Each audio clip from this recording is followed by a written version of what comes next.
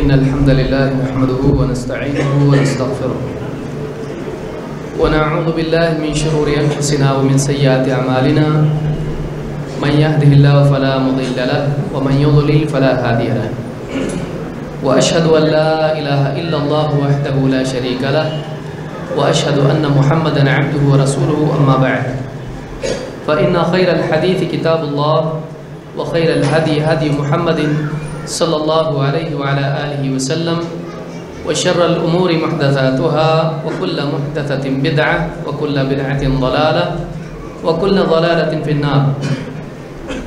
قال الله تبارك وتعالى واتبع سبيل من أناب إلي. میرے محترم دینی بھائیوں اور قابل احترام اور بہنوں، اللہ رب العالمین کی توفیق سے آج سے ایک بہت ہی اہم سلسلہ اور ایک بہت ہی مفید عنوان کے تحت دروس کا ایک سلسلہ ہم شروع کر رہے ہیں۔ اللہ رب العالمین سے امید ہے کہ اس کو اللہ تعالی ہمارے لیے نفع والا علم بنائے گا۔ اس عنوان کی ضرورت کیا ہے اور اس کی اہمیت کیا ہے، اس کو سمجھنا بھی ضروری ہے۔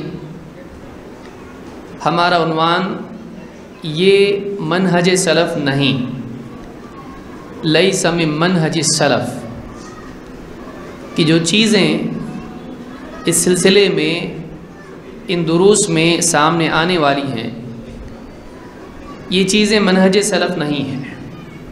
سلف کے منہج میں جتنی چیزیں ہیں بہت ساری ہیں،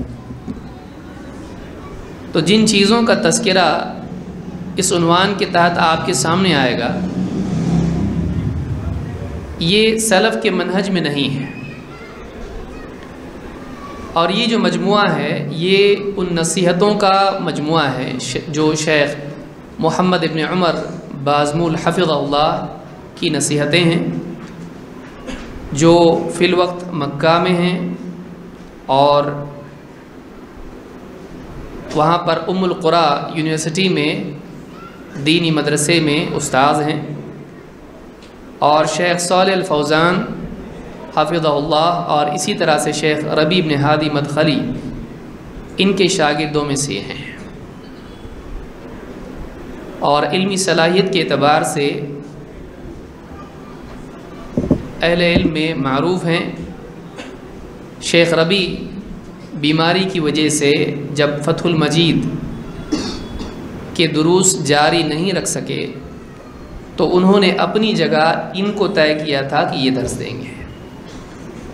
اس اعتبار سے ان کی علمی صلاحیت، لیاقت اور اہل علم کے نزدیک ان کا اعتماد اور اعتبار ظاہر ہوتا ہے۔ ان کی کچھ نصیحتیں ہیں جو ایک ایک کر کے انہوں نے طلبۃ العلم میں بیان کی تھیں، اور ان کو جمع کر کے یہ سلسلہ ہمارا شروع ہوا ہے انشاءاللہ۔ ان 40 یا 41 نصیحتیں ہیں جن میں منہج سلف کے تعلق سے باتیں ہیں کہ یہ چیزیں جو اس میں تذکرہ جن کا ہو رہا ہے وہ منہج سلف نہیں ہے۔ تو پہلی چیز تو یہ معلوم ہوئی کہ عنوان کیا ہے اور یہ کس کی بات ہے۔ دوسری چیز، اس عنوان کی اہمیت کیا ہے، اس عنوان کے تحت ہم کیوں یہ سلسلہ دروس کا جاری کر رہے ہیں۔ اس کی 3 بنیادی وجوہات ہیں جو میرے سامنے ہیں۔ نمبر 1، ہم کو یہ معلوم ہو کہ واقعی سلف کا منہج کیا ہے اور کیا نہیں ہے۔ بہت سارے لوگ مختلف مناہج کو چھوڑ کر، گمراہی کے راستوں کو چھوڑ کر اہل حدیث یا سلفی ہوتے ہیں، لیکن ان کو ایک بنیادی چیز معلوم ہوتی ہے، بس قرآن و حدیث کی پیروی کرنا ہے، لیکن اس کے آگے بہت اہم بنیادی اصول جو منہجی اعتبار سے ہیں ان کو معلوم نہیں ہوتے ہیں۔ لہٰذا یہ لوگ جو منہج کو نہیں سمجھتے ہیں، ہر چیخنے والے، پکارنے والے، بلانے والے کے پیچھے دوڑ پڑتے ہیں۔ اگر وہ قرآن اور حدیث کا نام لے لیں یہ اس کی بات مان لیتے ہیں۔ چاہے وہ اپنی طرف سے کچھ بھی بیان کرے۔ آپ جانتے ہیں قرآن اور حدیث کا صحیح معنی بھی ہے اور غلط معنی بھی بیان کیا جا سکتا ہے۔ قرآن اور حدیث کے غلط معنی بیان کرنے کی وجہ سے ہی اتنے سارے فرقے ہوئے ہیں۔ کوئی فرقہ قرآن اور حدیث کو چھوڑ کر چلو نہیں بولتا ہے۔ لہٰذا ایک طبقہ، بہت بڑا طبقہ ایسا ہے جو قرآن و سنت کی پیروی کی چاہت دل میں رکھتا ہے، لیکن قرآن اور سنت کے سمجھنے کے لیے اس کے پاس صحیح اصول نہیں ہے، صحیح منہج اس کو معلوم نہیں ہے۔ لہٰذا ان دروس کا ایک مقصد یہ ہے کہ طلبۃ العلم کو صحیح منہج اور غلط منہج معلوم ہو۔ دوسرا مقصد اس کا کیا ہے؟ دوسرا مقصد اس کا یہ ہے کہ بہت سارے لوگ منہج ہی کا سرے سے انکار کرتے ہیں۔ وہ کہتے ہیں بھئی قرآن و حدیث ہمارے لیے کافی ہے، یہ منہج تیسری چیز کہاں سے لائے آپ؟ اور قرآن اور حدیث کے مقابلے میں صحابہ کی بات ہم نہیں مانیں گے، بلکہ سرے سے ہم صحابہ کی بات کو تسلیم ہی نہیں کریں گے۔ ایسا بھی طبقہ ہے۔ ہمارے لیے قرآن اور حدیث کافی ہے، اللہ اور اس کے رسول کے آگے یا اللہ اور اس کے رسول کو کے علاوہ ہم کسی اور کی نہیں مانتے، بس جو بھی ہے وہ قرآن اور حدیث، سلف نہیں۔ ایسے لوگوں کے لیے یہ دروس ہیں جن سے وہ سمجھیں کہ واقعی سلف کا منہج بھی ضروری ہے، اور سلف کا منہج کیا ہے، اس کی کیا اہمیت ہے، اس کی کیوں ضرورت ہے، خصوصاً اس دور میں جس میں اختلافات بہت بڑھ گئے ہیں۔ اور اللہ کے نبی صلی اللہ علیہ وسلم نے، جیسا کہ آپ دیکھیں گے، اختلاف کے دور ہی میں سلف کے منہج کی پیروی کی تلقین کی تھی۔ ایک ایک دلیل ہمارے سامنے آئے گی، جب اس پر ہم صحیح طور سے غور کریں گے تو سمجھ میں آ جائے گا۔ تو دوسری وجہ یہ ہے کہ بہت سارے لوگوں کے نزدیک منہج سلف کی سرے سے اہمیت نہیں ہے، بلکہ بعض لوگ اس کا انکار کرتے ہیں، اس کو ضروری نہیں سمجھتے بلکہ اس کو چھوڑتے ہیں۔ ان کے سامنے سلف کے منہج کی اہمیت واضح ہو، اس کے لیے بھی یہ دروس ہے۔ یہ ہوئی دوسری وجہ۔ نمبر 3، جو کہ ایک بہت اہم وجہ ہے، اچھا خاصا ایک بڑا طبقہ آج ایسا ہے جس کی دعوت سلفی دعوت نہیں ہے، لیکن نوجوانوں کو اپنی طرف متاثر کرنے، متوجہ کرنے کے لیے وہ کہتا ہے ہم بھی اہل حدیث ہیں، ہم بھی سلفی ہیں، لیکن اس کی دعوت، اس کا منہج کچھ اور ہے۔ لیبل لگانے سے چیز بدل نہیں جاتی ہے۔ اب دیکھیے، اللہ کے نبی صلی اللہ علیہ وسلم نے فرمایا تھا کہ بعد کے دور میں، آخری زمانے میں، لوگ شراب کا نام بدل کے اس کو حلال کر لیں گے۔ تو شراب کا نام اگر بدل دیا جائے، شربت رکھ دیا جائے، تو وہ حلال ہو جائے گی؟ نام اچھا رکھنے سے ایک غلط چیز صحیح نہیں ہو جاتی ہے۔ لہٰذا اس دور میں آپ کو دکھائی دے گا کہ بہت سارے وہ لوگ جو غلط منہج پر ہیں، وہ صرف اہل حدیث یا سلفی لیبل لگا کر لوگوں کو اپنی طرف متوجہ کرتے ہیں۔ ہم بھی اہل حدیث ہیں، لیکن ہم کو خلافت قائم کرنا ہے، اور اہل حدیث صرف طہارت اور نماز اور عقیدہ کب تک؟ اس سے آگے بھی کچھ ہے۔ اس سے آگے کیا ہے؟ خودکشی۔ اس سے آگے کیا ہے؟ جنگ و جدل، سازشیں اور بہت ساری خرافات۔ ایک طبقہ وہ بھی ہے جو آج اپنے آپ کو اہل حدیث یا سلفی منہج سے الگ کر کے دعوت نہیں دیتا ہے، کیونکہ اس کو معلوم ہے لوگ نہیں آئیں گے۔ تو وہ کیا کر رہا ہے؟ ہم بھی اہل حدیث ہیں، ہم بھی سلفی ہیں، لیکن ہماری دعوت ہائی لیول کی ہے، ہماری دعوت آگے کی ہے۔ اب یہ بیچارہ بولا بھالا جو ایک ہفتہ ہوا اہل حدیث ہو کے، اب یہ آدمی کیا کرتا ہے؟ بولتا یہ بھی اہل حدیث ہے، یہ بھی قرآن کی بات کر رہا ہے، یہ بھی حدیث کی بات کر رہا ہے، لیکن یہ امت کا درد رکھتا ہے اور امت کے مسائل حل کرنے کی بات کرتا ہے، اور ہمارے مولوی بہت سارے جو ہیں یہ بس پیشاب پاخانے کے، نماز کے اور روزے کے اور حیض اور نفاس کے مسائل میں پھنسے ہوئے ہیں۔ یہ امت کے بڑے مسائل کی بات کر رہا ہے، یہ سیریا کی بات کر رہا ہے، یہ ایران کی بات کر رہا ہے، یہ یمن کی بات کر رہا ہے، یہ عراق کی بات کر رہا ہے، اور یہ سعودی عرب کی بات کر رہا ہے۔ تو یہ تھوڑا اوپر کے لیول کی بات کر رہا ہے، لہٰذا آدمی بعض اوقات دھوکے میں آ جاتا ہے اس کے لیبل کی وجہ سے۔ وہ اپنے آپ کو اہل حدیث کہہ رہا ہے، وہ سلفی کہہ رہا ہے۔ ان دروس کا مقصد یہ ہے کہ ہم کو معلوم ہو کہ یہ منہج سلفی نہیں ہے، تو جو بول رہا ہے وہ سلفی منہج کے خلاف ہے۔ اب معلوم پڑے گا سلفی کون ہے کون نہیں ہے۔ ہاں ان دروس کا مقصد یہ نہیں ہے کہ آپ اپنے ہاتھ میں ایک ربر سٹیمپ لے لو اور لوگوں کے اوپر آپ ٹھپے لگانا شروع کر دو، یہ سلفی ہے یہ سلفی نہیں ہے۔ ان کا یہ مقصد نہیں ہے۔ ان دروس کا مقصد اپنی حفاظت ہے۔ ان دروس کا مقصد یہ ہے کہ ہمیں معلوم ہو جائے کہ کیا سلفی منہج ہے اور کیا سلفی منہج نہیں ہے۔ تو یہ تین باتیں میں نے بیان کی، ان کو یاد رکھیں۔ ایک تو یہ کہ خود ہم کو معلوم ہو سلفی منہج کیا ہے، صرف قرآن و حدیث کی پیروی کرنا اتنا ہی کافی نہیں، اس کے بعد بھی تو ہے، ورنہ اللہ تعالیٰ صرف اتنا کہتا قرآن حدیث کی پیروی کرو، نہیں، اللہ نے اور بھی کچھ بیان کیا ہے۔ دوسری چیز، ہم کو ان لوگوں کی تردید کرنا آسان ہو جائے جو صرف قرآن و حدیث کی بات کرتے ہیں اور پھر قرآن اور حدیث کو اپنی سوچ، اپنے فہم اور اپنے فلسفے کے مطابق اس کی تشریح کرتے ہیں اور لوگوں کو گمراہ کرتے ہیں۔ تین، بہت سے وہ لوگ جو سلفیت اور اہل حدیثیت کے تحت غلط دعوت چلاتے ہیں، ان کی اس غلط دعوت کو پکڑنا آسان ہو جائے، ان کو نصیحت کرنا آسان ہو جائے، ان کو سمجھانا آسان ہو جائے کہ بھائی تو جو بول رہا ہے یہ سلفی منہج نہیں ہے۔ تو یہ جو چیزیں ہیں انشاءاللہ ایک ایک کر کے اس کو ہم سمجھیں گے۔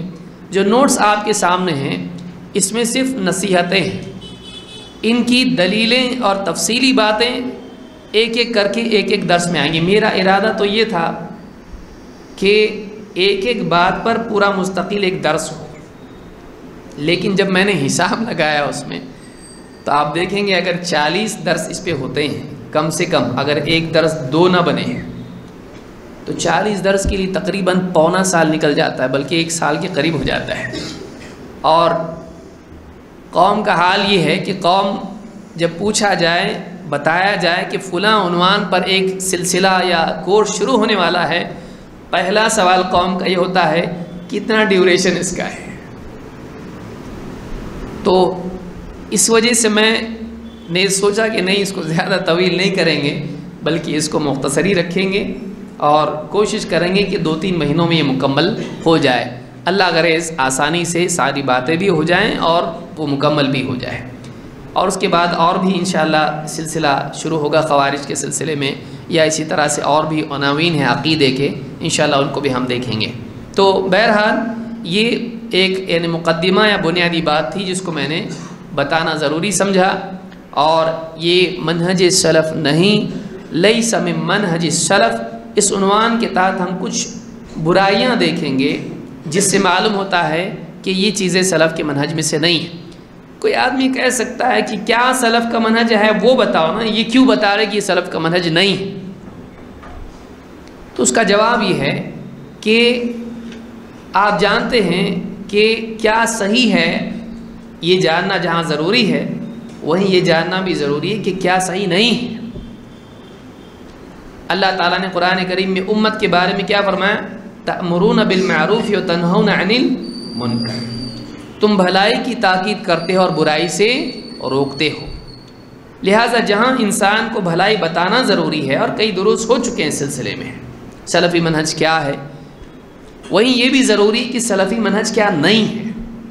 اور آپ جانتے کہ حذیفہ رضی اللہ تعالیٰ عنہ اللہ کے نبی صلی اللہ علیہ وسلم کے بارے میں کہتے ہیں کہ صحابہ آپ صلی اللہ علیہ وسلم سے، بہت سارے صحابہ خیر کی بات پوچھتے تھے اور میں آپ سے شر کے بارے میں پوچھتا تھا، اور مقصد میرا تھا کہ شر مجھے معلوم ہو جائے تاکہ میں اس شر میں واقع نہ ہوں۔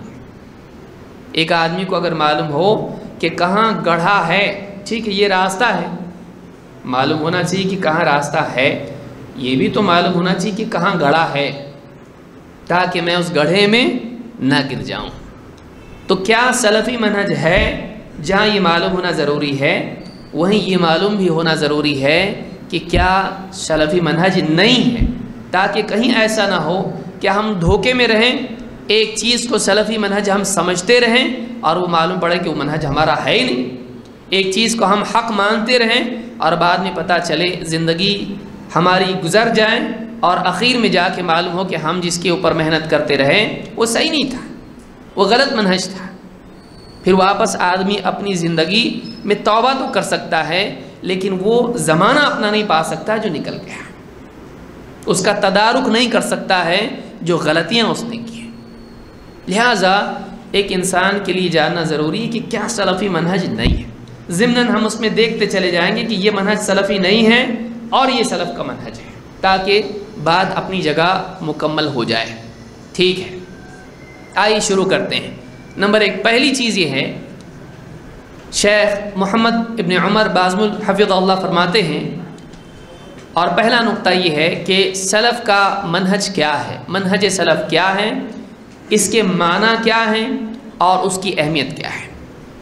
منہج سلف کے معنی کیا ہے، یعنی منہج کا مطلب کیا ہے، سلف کا مطلب کیا ہے، سلف کا منہج اس کا مطلب کیا ہے اور اس کی اہمیت کیا ہے۔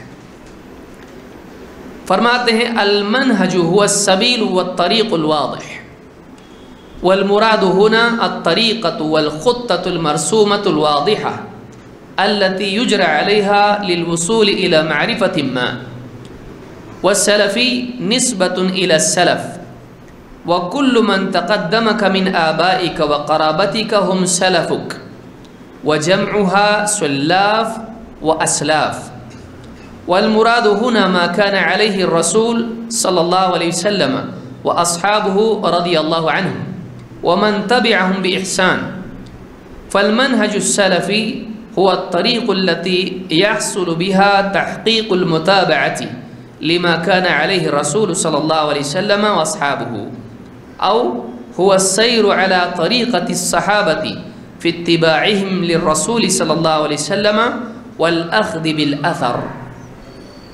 کیا مطلب ہے؟ آئیے سمجھتے ہیں۔ کہتے ہیں منہج سے مراد راہ اور واضح راستہ ہے۔ لفظ منہج کا مطلب کیا ہے؟ واضح راستہ، کلیئر روڈ یا پاتھ، اسٹریٹ پاتھ یا سیدھا راستہ، ایسا راستہ جس میں کوئی کنفیوژن نہ ہو۔ یہاں کہتے ہیں یہاں منہج سے مراد وہ طرز عمل اور طے شدہ واضح خاکہ ہے جس کے ذریعے کسی چیز کی معرفت تک پہنچنے کے لیے چلا جائے، اور سلفی سلف کی طرف نسبت ہے۔ سلفی کا مطلب ہوتا ہے جس کا رشتہ تعلق نسبت سلف سے ہو، تمہارے آبا و اجداد میں سے جو لوگ تم سے پہلے گزر گئے وہ تمہارے سلف ہیں، اور اس کی جمع سلاف اور اسلاف ہے۔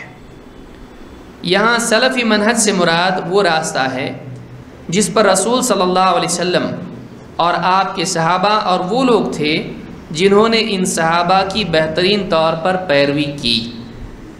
لہٰذا سلفی منہج وہ طریقہ ہے جس کے ذریعے نبی صلی اللہ علیہ وسلم اور آپ کے صحابہ کی حقیقی پیروی ہو سکے، یا یوں کہیے کہ رسول صلی اللہ علیہ وسلم کی پیروی کرنے اور آپ صلی اللہ علیہ وسلم کے نقش قدم پر چلنے کے سلسلے میں صحابہ کرام کے طریقے پر چلنے کا نام سلفی منہج ہے۔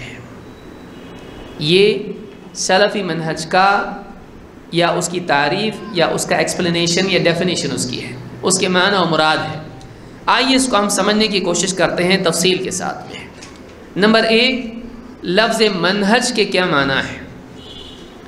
عربی زبان میں منہج کا لفظ واضح راستے کے لیے آتا ہے، اور کئی الفاظ ہیں، منہج، نہج، اور منہاج، یہ تینوں لفظ اس میں ہیں، منہج، منہاج اور نہج۔ قرآن کریم میں یہ لفظ آیا ہے۔ اللہ تعالیٰ سورہ المائدہ آیت نمبر 48 میں فرماتا ہے لِكُلٍّ جَعَلْنَا مِنْكُمْ شِرْعَةً وَمِنْهَاجًا، لِكُلٍّ جَعَلْنَا مِنْكُمْ شِرْعَةً وَمِنْهَاجًا، ہم نے تم میں سے ہر ایک کے لیے، مختلف قومیں گزریں، مختلف امتیں گزریں، ہم نے ہر ایک کے لیے شرع اور منہاج مقرر کی ہے۔ یہاں پر اللہ تعالیٰ نے منہاج کا لفظ ذکر کیا ہے، قرآن کریم میں لفظ منہاج آیا ہے۔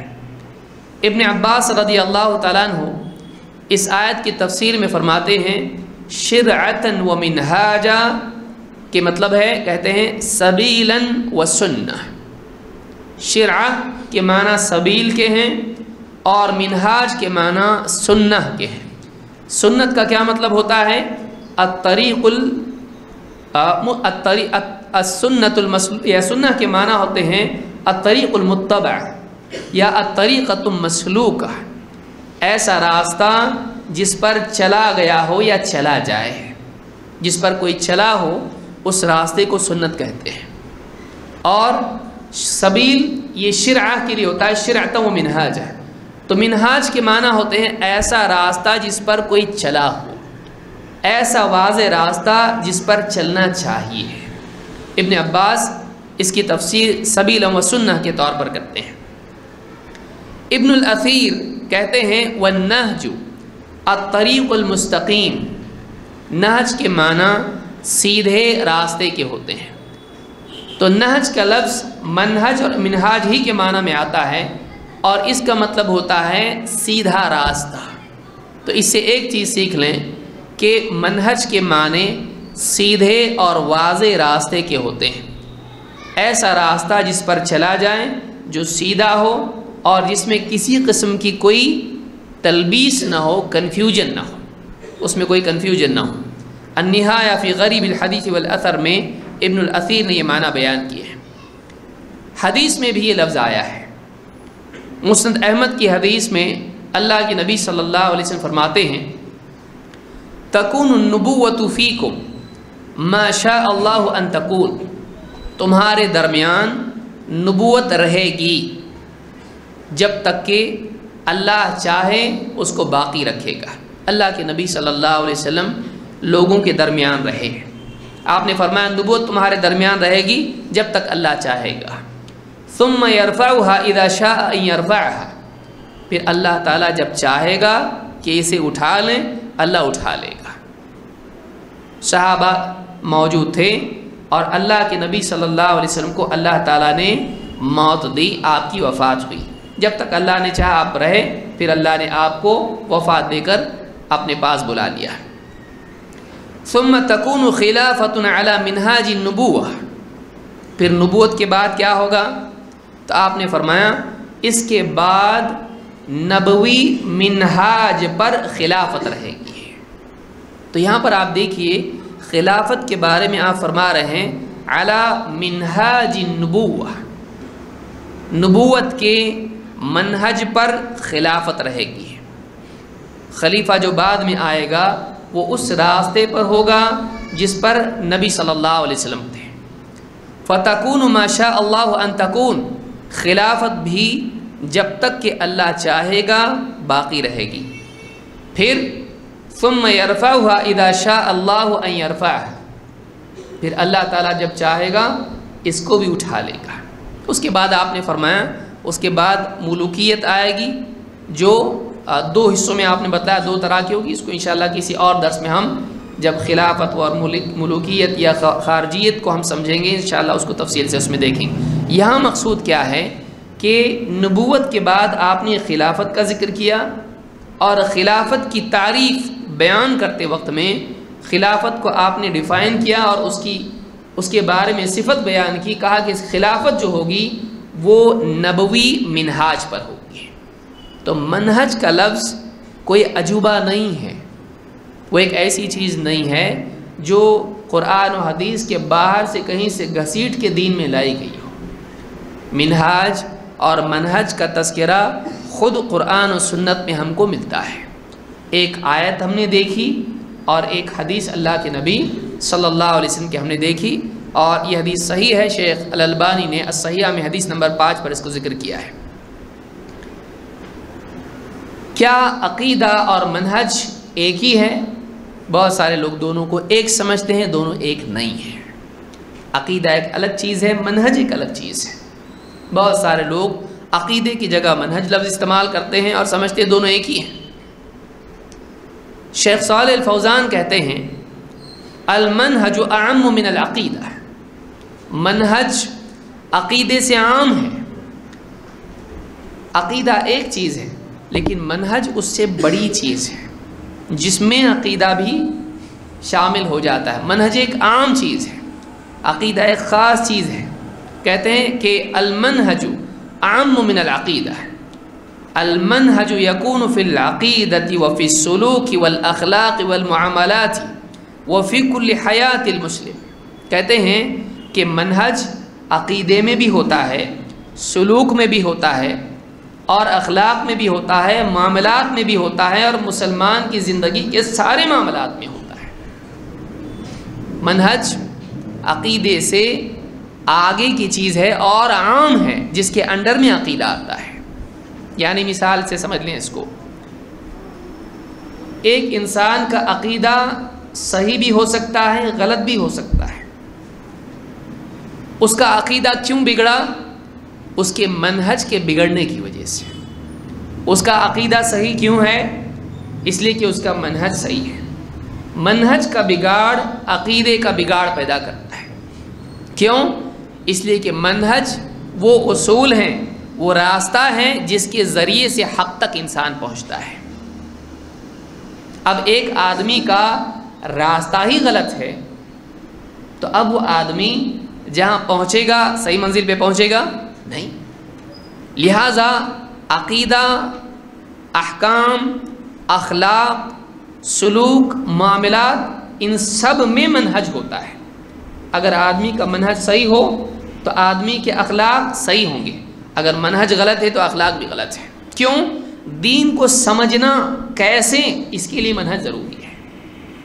مثال کے طور پر ایک آدمی اگر یہ مانتا ہے کہ خواب میں اگر اللہ کے نبی صلی اللہ علیہ وسلم بتا دیں کہ یہ حدیث صحیح ہے یا یہ حدیث ضعیف ہے تو وہ حدیث صحیح یا ضعیف ہو جاتی ہے۔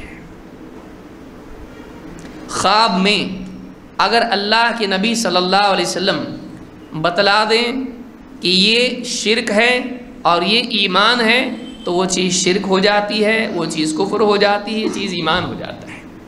اب اس کا کیا ہے؟ یہ منہج ہے کہ اگر خواب میں اللہ کے نبی صلی اللہ علیہ وسلم کسی کے آ کے حلال و حرام، شرک اور کفر اور ایمان، صحیح اور ضعیف، حق اور باطل بتاتے ہیں تو وہ ایسی چیز ہو جاتی ہے۔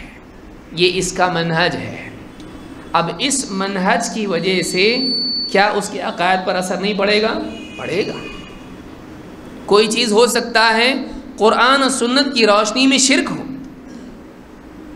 درگاہ پہ جا کے سجدہ کرنا، قبر پر جا کر سجدہ کرنا، یہ شرک ہے۔ لیکن خواب میں اس نے دیکھا کہ فلاں اللہ والے انہوں نے کہا کہ ایسا کر، کعبہ میں بیٹھ کے بتایا انہوں نے کہ جا اور درگاہ پہ جا کے سجدہ کر، یہ تیرا کام ہو جائے گا اور تو جنت میں چلا جائے گا۔ اس کا منہج ہے، اس کا اصول ہے کہ اگر خواب میں جبہ پہن کے کوئی اللہ والے بڑی داڑھی اگر وہ بتاتے ہیں کعبہ میں بیٹھ کے تو بات حق ہوتی ہے، تو اب کیا ہوگا؟ اس کا عقیدہ بگڑ جائے گا اور جا کے قبر پہ سجدہ کرے گا۔ عقیدہ کیوں بگڑا؟ عقیدہ لینے کے اصول کے غلط ہونے کی وجہ سے۔ ایک انسان کا اگر اصول غلط ہو، اس اصول کا اثر عقیدے پہ پڑے گا۔ کوئی آدمی اگر اس کا اصول، اس کا منہج یہ ہے کہ اگر میرا دل ایک چیز پر مطمئن ہو جائے اور اس میں مجھ کو فائدہ ہو جائے، تو جس چیز سے فائدہ ہوتا ہے وہ باطل کیسے ہو سکتی ہے؟ اب وہ آدمی گیا درگاہ کے اوپر اور اولاد مانگی اور اولاد ملی، دیا اللہ نے، لیکن اس کا منہج غلط ہے کہ اگر ایک چیز سے فائدہ ہوتا ہے تو وہ غلط نہیں ہو سکتی ہے۔ یہ کیا ہے؟ اس کا منہج، اس کا اصول ہے۔ اب یہ اصول غلط ہونے کی وجہ سے وہ آدمی قبر پرستی میں بھی مبتلا ہو جائے گا۔ اگر ایک آدمی اس کا اصول یہ ہے، اس کا منہج یہ ہے کہ اگر حدیث قرآن سے ٹکراتی دکھائی دے تو اس حدیث کا انکار کرنا چاہیے، تو ایسا انسان نبی صلی اللہ علیہ وسلم کے کئی حکموں کی خلاف ورزی، نہ صرف خلاف ورزی بلکہ اس کا انکار کر دے گا، اور کئی فرائض کا تارک ہو جائے گا۔ کئی فرض چیزوں کا نہ صرف چھوڑنے والا ہوگا بلکہ وہ فرض چیز کا انکار کرنے والا بن جائے گا۔ کیوں؟ اس لیے کہ اس کا منہج یہ ہے کہ قرآن کے خلاف اگر حدیث دکھائی دے اس کو چھوڑ دو۔ اب کیا ہوا؟ اس کا منہج غلط ہے۔ اس منہج کے بگاڑ کی وجہ سے وہ حدیث کا منکر ہو جائے گا۔ اس منہج کے بگاڑ کی وجہ سے، غلط اصولوں کے اوپر چلنے کی وجہ سے وہ آدمی کیا ہوگا؟ شرک میں مبتلا ہو جائے گا، کئی گناہوں کا مرتکب ہو جائے گا، کئی گناہوں میں مبتلا ہو جائے گا، کئی حرام کاموں کا کرنے والا ہوگا۔ تو یہ منہج کا بگاڑ ہے۔ اگر ایک انسان اپنی زندگی میں غلط اصولوں کو اپنا رہنما بنا لے تو ایسے آدمی کا عقیدہ بھی بگڑے گا، حلال حرام میں بھی غلطی کرے گا، عبادات میں بھی غلطی کرے گا، عبادات میں بھی وہ غلطی کرے گا۔ لہٰذا منہج ایک بہت بڑی چیز ہے جس کے سائے میں عقیدہ بھی آتا ہے، کیونکہ عقیدہ کیسا لیں گے بھائی؟ عقیدہ کہاں سے لیں گے؟ مثلا ایک آدمی اگر یہ کہتا ہے کہ باپ دادا جس چیز پر ہیں اس کو فالو کرنا چاہیے، یہ اس کا منہج ہے، اس کا پرنسپل ہے، اس کا اصول ہے کہ باپ دادا جس پر چلے ہیں ہم کو اس پر چلنا چاہیے۔ اب اس اصول کی وجہ سے اس کی زندگی میں بدعتیں بھی آئیں گی۔ کیوں؟ باپ دادا کرتے تھے۔ تو ایسا آدمی منہج کے بگاڑ کی وجہ سے بدعات میں مبتلا ہو جائے گا، بلکہ شرک میں بھی پڑے گا۔ کیوں؟ باپ دادا غیر اللہ کے نام سے قربانی کرتے تھے، لیکن اس کا اصول کیا ہے؟ باپ دادا جو کرتے ہیں اس کے اوپر چلنا چاہیے، یہ اس کا پرنسپل ہے، اس کا منہج ہے، اس کا اصول ہے۔ اس اصول کی وجہ سے وہ باپ دادا کی شرک میں بھی مبتلا ہو گیا، کیونکہ ان کے پیچھے چلتا ہے۔ آپ غور کریں کہ منہج کتنا اہم ہوتا ہے۔ منہج وہ اصول ہیں جن کے ذریعے سے، منہج وہ راستہ ہے جس کے ذریعے، جس پر چل کر ایک آدمی حق تک پہنچنا چاہتا ہے۔ اب اگر وہ راستہ غلط اپنا لے، ویسے ہی جیسے ایک آدمی مثال کے طور پر منزل پر پہنچنا چاہتا ہے، اب وہ یہ سمجھتا ہے کہ یہ راستہ منزل تک لے جاتا ہے، اور اگر وہ راستہ غلط ہو تو منزل تک پہنچے گا نہیں، اور اگر وہ راستہ صحیح ہے تو منزل تک پہنچے گا، اگر چلے گا۔ لہٰذا دیکھیے راستہ، منہج کے بارے میں کیا فرمایا علماء نے؟ منہج الطریق الواضح، واضح راستہ ہے وہ۔ اب واضح کیسے ہوتا ہے؟ ہماری عقل سے نہیں، واضح ہوتا ہے کتاب و سنت سے، اور کتاب و سنت پر چلنے والے اہل حق کو دیکھنے سے۔ اس کو ہم آگے سمجھیں گے۔ تو کہتے ہیں کہ شیخ صالح الفوزان کہتے ہیں المنہج اعم من العقیدہ، اس لیے آپ کو سمجھ میں آ گیا عقیدہ اور منہج میں کیا ہے، فرق ہے۔ منہج کی وجہ سے، صحیح منہج سے آدمی کا عقیدہ صحیح ہوتا ہے، غلط منہج سے آدمی کا عقیدہ غلط ہوتا ہے۔ تو عقیدے کے بگاڑ کا اصل سبب کیا ہوتا ہے؟ آدمی کے اعمال کے بگاڑ کا اصل سبب کیا ہوتا ہے؟ اس کا اصل سبب اس کے منہج کا بگاڑ ہوتا ہے۔ یہ کئی لوگ آپ دیکھیے، پیر صاحب اگر کہیں تو یہ بات حق ہوتی ہے، اب اس کا منہج ہے کہ پیر صاحب کی بات ماننا چاہیے، اصول ہے کہ پیر کے ہاتھ میں ہاتھ دے دیا، جو بولے وہ کرنا چاہیے، سمجھ میں آئے یا نہ آئے، اب پیر اگر عورتوں سے بھی کہے پاؤں دباؤ تو دبائیں گے، حرام کاری میں مبتلا ہو جائیں گے۔ کیوں؟ اس لیے کہ اس کا اصول ہے، اس کا پرنسپل ہے، اس کا منہج ہے کہ اللہ تک پہنچنے کے لیے پیر ضروری ہے، اور پیر کی الٹی بھی سیدھی ہوتی ہے۔ تو اس کا کیا ہے؟ اس نے اس کو اصول مانا ہے، اللہ تک پہنچنے کے لیے اس نے یہ راستہ اختیار کیا ہے۔ اب یہ اصول غلط ہونے کی وجہ سے وہ کئی حرام کاریوں میں مبتلا ہو جائے گا۔ پیر اگر کہہ دے کہ اصلاح نفس کے لیے داڑھی کاٹ، لوگ تجھ کو برا کہیں گے۔ اپنے نفس کی اصلاح کے لیے تو غلط کام کر، لوگ تجھ کو برا کہیں گے، تیرا تکبر ٹوٹے گا۔ تو اب یہ آدمی کیا کرے گا؟ شریعت میں جو چیزیں حرام ہیں ان کا بھی ارتکاب کرے گا۔ کیوں؟ اس لیے کہ اس کا اصول ہے۔ دیکھیں سلوک میں، جیسے شیخ صالح الفوزان کیا کہہ رہے ہیں، وہ سلوک میں بھی آتا ہے کہ تزکیہ نفس کے لیے، اپنے نفس کی اصلاح کے لیے آدمی کون سا راستہ اپنا ہے۔ اب کتنے لوگ گمراہ ہو گئے صوفیت میں، کیونکہ ان کا اصول کیا ہے؟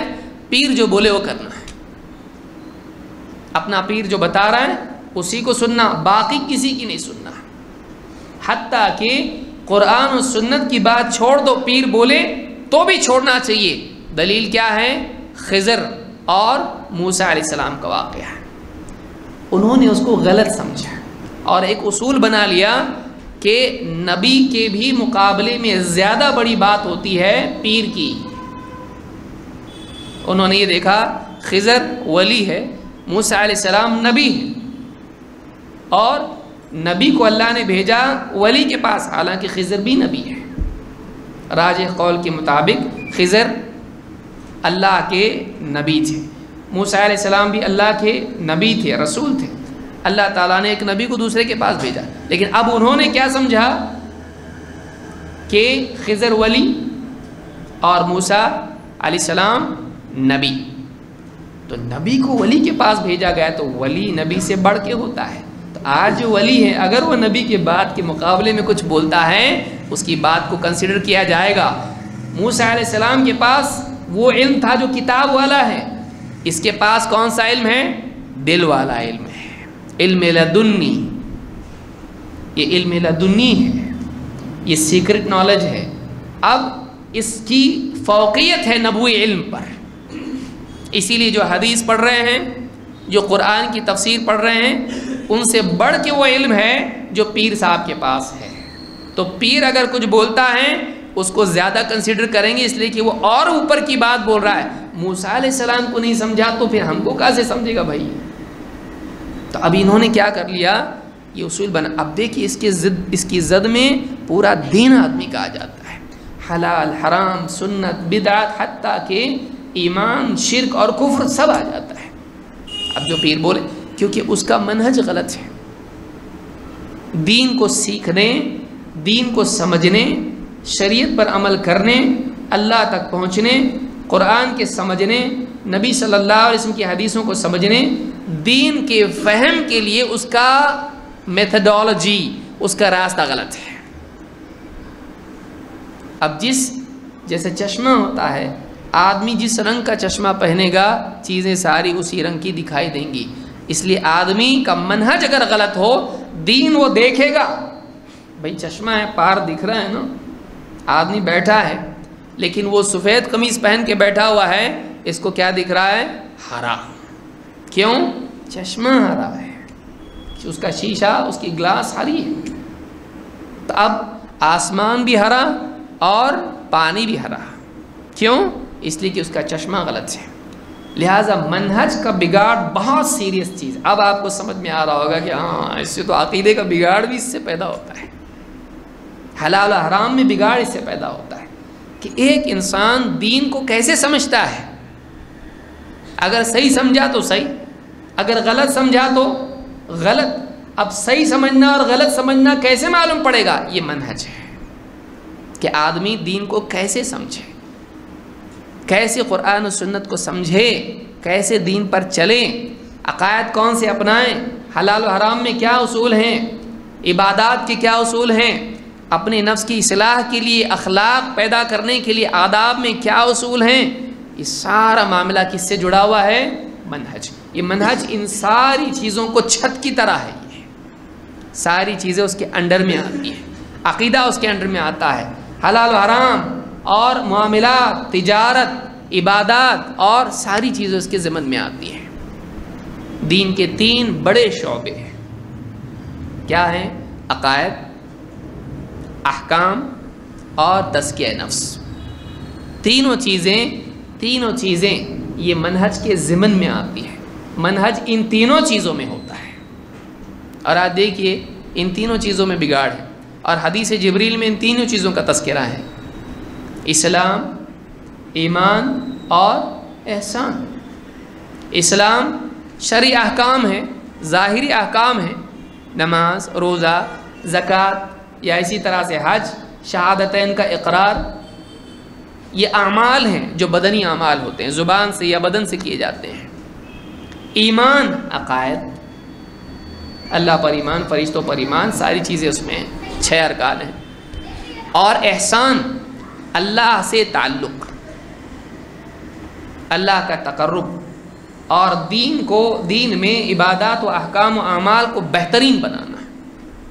احسان، تزکیہ نفس، یہ تینوں جو شعبے ہیں ان تینوں شعبوں میں منہج کا بگاڑ نقصان پہنچاتا ہے. تو شیخ صالح الفوزان کہتے ہیں المنہج یکون فی العقیدہ وفی السلوک. اللہ تک پہنچنے کا راستہ، اللہ کے قرب والا راستہ، اخلاق اور اپنے کردار کو بنانے والا آداب والا راستہ، والاخلاق والمعاملات، معاملات، ڈیلنگس، وفی کل حیات المسلم، اور مسلمان کی زندگی کے ہر معاملے میں منہج کا دخل ہوتا ہے. کل الخطۃ التی یسیر علیہا المسلم تسمی المنہج. ہر وہ خطہ، ہر وہ خاکہ، ہر وہ نقشہ جس پر ایک مسلمان چلتا ہے اس کو منہج کہتے ہیں. اما العقیدہ فیراد بها اصل الایمان. ہاں، جہاں تک کہ عقیدے کا معاملہ ہے، عقیدہ ایمان کی اصل کو کہتے ہیں. ومعنى الشہادتین ومقتضاہما هذه هي العقیدہ. کہتے ہیں عقیدہ کیا ہے؟ شہادتین کے معنی جو 2 گواہیاں آدمی دیتا ہے، اللہ کے سوا کوئی عبادت کے لائق نہیں اور محمد صلی اللہ علیہ وسلم اللہ کے رسول ہیں. ان 2 چیزوں کی گواہی دینا اور ان دونوں کے تقاضوں کا اہتمام کرنا، یہ ایمان ہے. لیکن منہج، جہمیہ نے اللہ کی صفات کا انکار کر دیا.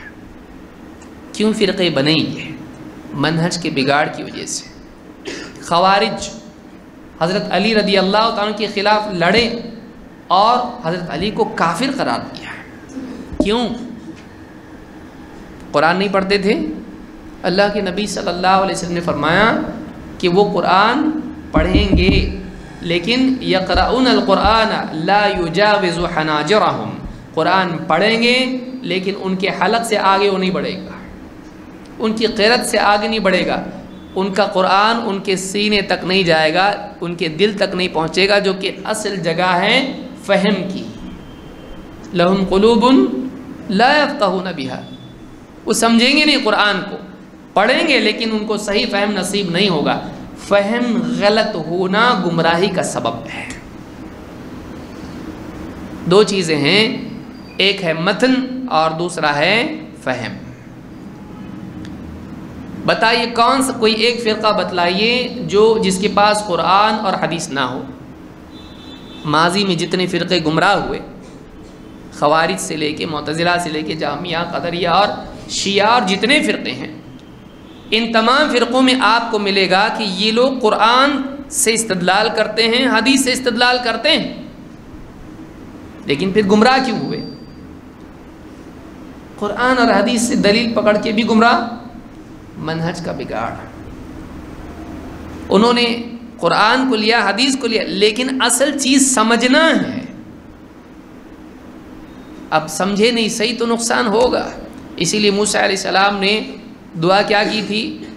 وَاحْلُلْ عُقْدَةً مِّن لِّسَانِي يَفْقَهُ قَوْلِي. اے اللہ میری زبان کی گرہ کو کھول دیں تاکہ وہ میری بات کو سمجھیں. رسول کے پیغام کا اصل مقصد سمجھنا ہے اس کا۔ وہ میری بات کو کیا کہا موسیٰ علیہ السلام نے؟ اے اللہ میری زبان کی گرہ کو کھول دے تاکہ وہ میری بات کو سنے نہیں۔ اللہ کے رسول کے پیغام کو صرف سننا کافی نہیں ہے، یاد رکھنا کافی نہیں ہے، بلکہ اصل مقصد اس کا کیا ہے؟ سمجھنا ہے۔ اسی لیے آپ دیکھیے ایک چھوٹے بچے کو بھی آپ کچھ بولیں گے تو آپ اینڈ میں یہ بولیں گے سنا نا، یاد ہے نا؟ نہیں، سمجھا نہیں تو فائدہ کیا ہے؟ اگر اس کو نہیں سمجھا آپ نے کیا بتایا، اس کو سن کر بھی، اس کو حفظ کر کے بھی اس کو کچھ فائدہ نہیں ہوگا۔ کیوں؟ اس لیے کہ سمجھا ہی نہیں۔ سمجھنا اصل ہے، اور یہی سمجھ کا بگاڑ گمراہی کی بنیاد ہے، اور یہی سمجھنے کے لیے منہج صحیح ہونا چاہیے۔ اسی سمجھنے کے لیے ہم لوگ بیٹھے ہوئے ہیں کہ منہج اگر صحیح نہیں ہوگا تو آدمی دین کو غلط کو صحیح سمجھے گا، صحیح کو غلط سمجھے گا، اور یہ سمجھے گا کہ میں کوئی اچھا کام کر رہا ہوں۔ اللہ نے قرآن کریم میں کیا فرمایا؟ قُلْ هَلْ نُنَبِّئُكُمْ بِالْأَخْسَرِينَ أَعْمَالًا الَّذِينَ ضَلَّ سَعْيُهُمْ فِي الْحَيَاةِ الدُّنْيَا وَهُمْ يَحْسَبُونَ أَنَّهُمْ يُحْسِنُونَ صُنْعًا۔ اے نبی آپ کہیے ہم تم کو بتلائیں، هَلْ نُنَبِّئُكُمْ بِالْأَخْسَرِينَ أَعْمَالًا، کیا ہم تم کو بتلائیں کہ اعمال کے اعتبار سے سب سے زیادہ گھاٹے میں کون ہے؟ عمل کر کے بھی نقصان میں کون ہے؟ بالاخسرین، چھوٹا موٹا نہیں، سب سے زیادہ، ہر گھاٹا اٹھانے والے سے زیادہ گھاٹے میں کون ہے؟ اور وہ بھی عمل کر کے بھی، سب کچھ کرا لیکن پھر بھی سب کچھ کرنے کے بعد بھی گھاٹے میں ہے۔ کون ہیں یہ لوگ؟ یہ بدقسمت لوگ کون ہیں؟ الذین ضل سعیہم فی الحیات الدنیا، کہ ان کی دنیا میں کی ہوئی کوششیں سب برباد ہو گئیں، وہم یحسبون انہم یحسنون صنعا، اور وہ اسی بھرم میں پڑے رہے کہ ہم کچھ اچھا کام کر رہے ہیں۔ معلوم یہ ہوا یہ مصیبت کی جڑ ہے کہ ایک انسان یہ سمجھ رہا ہو کہ میں اچھا کر رہا ہوں لیکن وہ غلط کر رہا ہوں۔ یہ جو غلط فہمی ہے یہ نقصان ہے، لہذا فہم کا صحیح ہونا ضروری ہے۔ اور فہم صحیح کب ہوگا؟ جب آدمی کا منہج صحیح ہوگا۔ جب آدمی کا منہج صحیح ہوگا اس کا فہم صحیح ہوگا۔ دیکھیے آپ موٹی مثال دیکھیے، آپ اگر 9 نمبر ہے، اگر آپ الٹا ہو کے دیکھیں گے تو کیا دکھے گا؟ سمجھ میں آ رہی بات؟ کہ نمبر تو بدلا نہیں لیکن آپ کے پاس بدل گیا۔ کیوں؟ آپ کا دیکھنے کا زاویہ، اینگل بدل گیا۔ لہٰذا اگر انسان چیزوں کو صحیح طور پر دیکھے تو چیزیں صحیح دکھتی ہیں، لیکن اگر الٹا ہو کے دیکھے تو پھر ساری دنیا کہے گی بھائی یہ 9 ہے، بولے گا نہیں 6 میں دیکھ رہا ہوں۔ اور یہی حال ہوتا ہے گمراہ فرقوں کا، جب اہل حق ان کو بتاتے ایسا نہیں ایسا ہے، بولتے نہیں میں اپنی آنکھ سے دیکھ رہا ہوں بھائی، لیکن اس کو اگر کہا جائے بھائی تو الٹا ہو کے دیکھ رہا، سیدھا ہو، نہیں ہوتا ہو۔ یہ مصیبت ہے۔ تو منہج کا بگاڑ یہ بہت بڑا نقصان پیدا کرتا ہے، اور آدمی کا عقیدہ، اعمال اور ساری زندگی کی ساری چیزیں اس کی بگڑ جاتی ہیں۔ تو یہ ہم نے دیکھا منہج۔ سلف کے کیا معنی ہیں؟ سلف کا لفظ بھی حدیث میں آیا ہے۔ اللہ کے نبی صلی اللہ علیہ وسلم نے ایک حدیث میں، جس کو امام مسلم نے کتاب الفضائل میں ذکر کیا ہے، آپ نے فرمایا ان اللہ عز وجل اذا اراد رحمت امت من عباده قبض نبیہا قبلہا۔